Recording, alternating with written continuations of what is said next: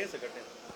ಹೊಸ ವರ್ಷದ ಈ ಸಂದರ್ಭದಲ್ಲಿ ನನ್ನ ಹೆಸರಲ್ಲಿ DTDC ಕೊರಿಯರ್ ಮುಖಾಂತರ NES ಸಂಸ್ಥೆಯ ಸೆಕ್ರೆಟರಿ ಆದಂಥ ಒಬ್ಬ ಪ್ರತಿಷ್ಠಿತ ವ್ಯಕ್ತಿಗೆ ನಾಗರಾಜ್ ಸರ್ ಅವರಿಗೆ ಒಂದು ಮನೆಯಲ್ಲಿ ಸ್ವೀಟ್ ಬಾಕ್ಸ್ ಹೋಗಿದೆ DTDS ಕೊರಿಯರ್. ಅವರು ಅದರಲ್ಲಿ ನನ್ನ ಫೋಟೋ ಇದೆ ಮತ್ತು ನನ್ನ ಕ್ಷೇತ್ರದ ವಿವರಣೆ ಎಲ್ಲ ತಪ್ಪು ಸೆಂಟೆನ್ಸಲ್ಲಿ ಬರೆದಿದ್ದಾರೆ. ಆ ಕನ್ನಡದ ಪದಗಳ ಉಚ್ಚಾರಣೆನೂ ಸರಿ ಇಲ್ಲ. ಅಲ್ಲಿ ಶಾಸಕರು ವಿಧಾನ ಪರಿಷತ್ತು ಅಂಥೇಳಿ ಹಾಕಿದ್ದಾರೆ. ಆ ಸ್ವೀಟನ್ನು ಬಾಕ್ಸನ್ನ ತೊಗೊಂಡೋಗಿ ಅವ್ರ ಮನೆಯಲ್ಲಿ ಸಂಜೆ ಓಪನ್ ಮಾಡಿ ಅದನ್ನು ಟೇಸ್ಟ್ ಮಾಡಿದಾಗ ಕಹಿ ಇತ್ತು ಅಂಥೇಳಿ ಅವ್ರು ಹಾಗೆ ಇಟ್ಟಿದ್ದಾರೆ. ಯಾಕೋ ಸಮಾಧಾನ ಆಗಿಲ್ಲ ಅವ್ರಿಗೆ. ಕೊನೆಗೆ ನಮ್ಮ MLC ಆದಂಥ ಅರುಣ್ ಸರ್ ಅವ್ರಿಗೆ ಫೋನ್ ಮಾಡಿದ್ರು. ಅವ್ರು ನನಗೆ ಕಾಲ್ ಮಾಡಿದರು. ಇಮಿಡಿಯೇಟಾಗಿ ಕೂಡಲೇ ಅದನ್ನು FIRನ ದಾಖಲು ಮಾಡಿದ್ದೇವೆ ಕೋಟೆ ಪೊಲೀಸ್ ಸ್ಟೇಷನ್ನಲ್ಲಿ. ಅದನ್ನು ಮಾಜರ್ ಮಾಡಿ ಅದನ್ನು ಜಪ್ತಿ ತೊಗೊಂಡಿದ್ದಾರೆ. ಅದನ್ನು ಟೆಸ್ಟಿಗೆ ಕೂಡ ಕಳಿಸಿದ್ದಾರೆ.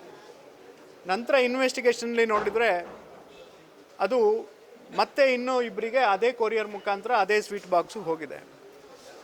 ಒಂದು ಪ್ರತಿಷ್ಠಿತ ಒಬ್ಬ ವೈದ್ಯ ಡಾಕ್ಟರ್ ಅರವಿಂದ್ ಅಂಥೇಳಿ ಪಾಸಿಟಿವ್ ಮೈಂಡ್ ಅಲ್ಲಿರುವಂಥ ಒಬ್ಬ ವೈದ್ಯರು. ಅದೇ ರೀತಿ ಇನ್ನೊಬ್ಬರು ಆ ಪ್ರತಿಷ್ಠಿತ ವೈದ್ಯೆ ಡಾಕ್ಟರ್ ಪವಿತ್ರ ಅವ್ರಿಗೂ ಕೂಡ ಇದೇ ಹೋಗಿದೆ. ನಾನು ಕೂಡಲೇ ಇದು ಗೊತ್ತಾದ ತಕ್ಷಣ ಪವಿತ್ರ ಮೇಡಮ್ಗೆ ಫೋನ್ ಮಾಡಿದರೆ ಅವ್ರು ಹೇಳಿದರು ಅವ್ರನ್ನ ಸ್ಟಾಫ್ ತೊಗೊಂಡೋಗಿದ್ರು. ಆ ಸ್ಟಾಫ್ ತೊಗೊಂಡೋಗಿ ಅದನ್ನೇ ಟೇಸ್ಟ್ ಮಾಡಿದರೆ ಅದು ಕಹಿ ಇದೆ ಅಂಥೇಳಿ ಅವರನ್ನು ಯಾಕೋ ಸಮಾಧಾನ ಆಗಿಲ್ಲ ಅಂತ ಅದನ್ನು ಡಿಸ್ಕಾರ್ಡ್ ಮಾಡಿ ಎಸ್ತಿದ್ದಾರೆ. ಪುಣ್ಯಕ್ಕೆ ಅರವಿಂದ್ ಅವರು ಅದನ್ನು ನೋಡಿ ಯಾಕೋ ಅದನ್ನು ತೊಗೊಂಡಿಲ್ಲ, ಅದನ್ನು ಹಾಗೆ ಇಟ್ಕೊಂಡಿದ್ದಾರೆ, ಇನ್ನೂ ಪ್ರಿಸರ್ವ್ ಮಾಡಿದ್ದಾರೆ. ಇದನ್ನು FIR ಮಾಡಿ ಕಂಪ್ಲೇಂಟ್ ಮಾಡಿದಾಗ DTDC ಕೊರಿಯರ್ ಮುಖಾಂತರ ಇದು ಹೋಗಿದೆ ಅಂತ ಬಂದಿದೆ. ಭದ್ರಾವತಿಯಿಂದ ಆಗಿದೆ. ಆ ವ್ಯಕ್ತಿಯ ಮುಖಚರ್ಯನೂ ಕೂಡ ಐಡೆಂಟಿಫೈ ಮಾಡುವ ಹಂತದಲ್ಲಿ ಪೊಲೀಸರ ಕಾರ್ಯಾಚರಣೆ ಇದೆ. ಕೂಡಲೇ ನಾನು SP ಅವರ ಗಮನಕ್ಕೆ ತಂದಿದ್ದೆ.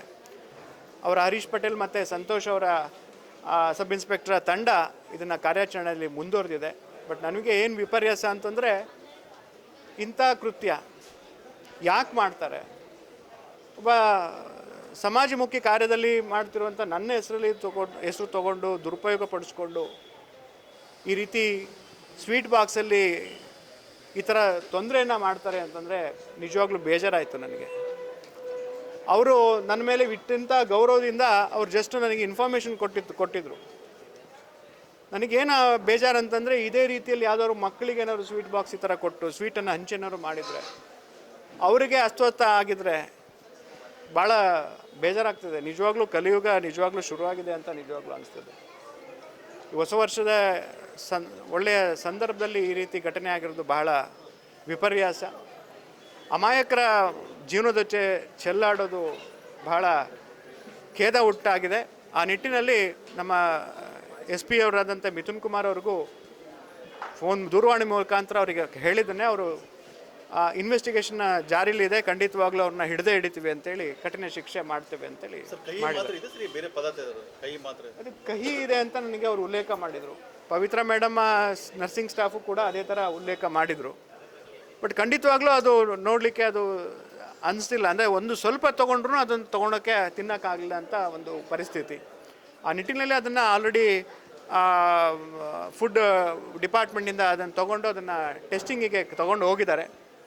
ಇನ್ನು 15 ದಿನದೊಳಗೆ ರಿಪೋರ್ಟ್ ಕೂಡ ಬರ್ತದೆ ಅಂತ ಹೇಳಿದ್ದಾರೆ.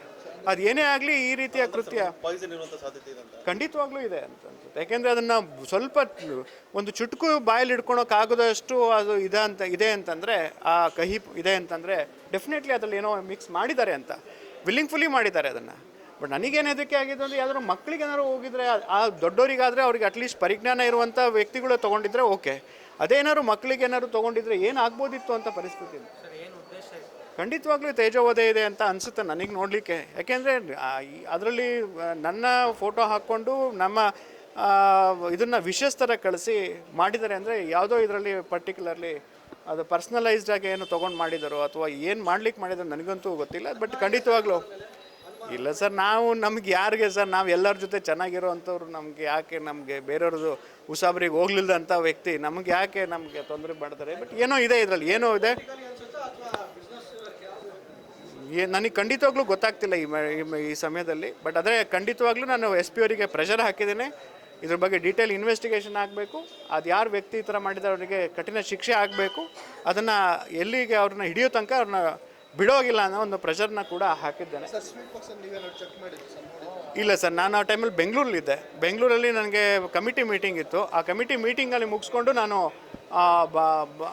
ಬಂದು ಅಲ್ಲಿದ್ದಾಗ ಬೆಂಗಳೂರಲ್ಲಿದ್ದಂಥ ಇಮ್ಮಿಡಿಯೇಟಾಗಿ ನಮ್ಮ ಪಿ ಆದಂಥ ಸಚಿನ್ ರಾಜ್ ಅವರು ಹೋಗಿ ಇಮಿಡಿಯೇಟಾಗಿ ಮತ್ತು ಅನಿಲ್ ಅವರು ಹೋಗಿ ಕಂಪ್ಲೇಂಟ್ ಮಾಡಿದ್ದಾರೆ. ಕಂಪ್ಲೇಂಟ್ ಮಾಡಿ ರಿಜಿಸ್ಟರ್ ಮಾಡಿ ಪ್ರೋಸೆಸ್ ಅಂತೂ ಖಂಡಿತವಾಗಿ ಸ್ಟಾರ್ಟ್ ಆಗಿದೆ. ಕಳಿಸೋಕ್ಕೆ ವ್ಯವಸ್ಥೆ ಆಗಿದೆ, ಕಳಿಸೋ ಆಗಿದೆ. ಇನ್ನು 15 ದಿನದೊಳಗೆ ರಿಪೋರ್ಟ್ ಬರುತ್ತೆ ಅಂತ ಹೇಳಿದ್ದಾರೆ.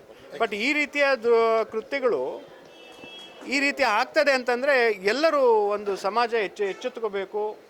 ಮಕ್ಕಳಲ್ಲಿ ಅಥವಾ ಬೇರೆಯವ್ರು ಯಾರು ಅಪರಿಚಿತರು ತಂದು ಕೊಟ್ಟಂಥ ಒಂದು ಈ ಥರ ಇದನ್ನು ತೊಗೋಬೇಕಾದ್ರೆ ಒಂದು ಯೋಚನೆ ಮಾಡಿ ತೊಗೋಬೇಕು ಅನ್ನೋದನ್ನು ಒಂದು ಪಾಠವನ್ನು ಕಲಿಬೇಕು ಅಂತ ಹೇಳಿ ಈ ಸಮಯದಲ್ಲಿ ನಾನು ಹೇಳಲಿಕ್ಕೆ ಇಷ್ಟಪಡ್ತೀನಿ.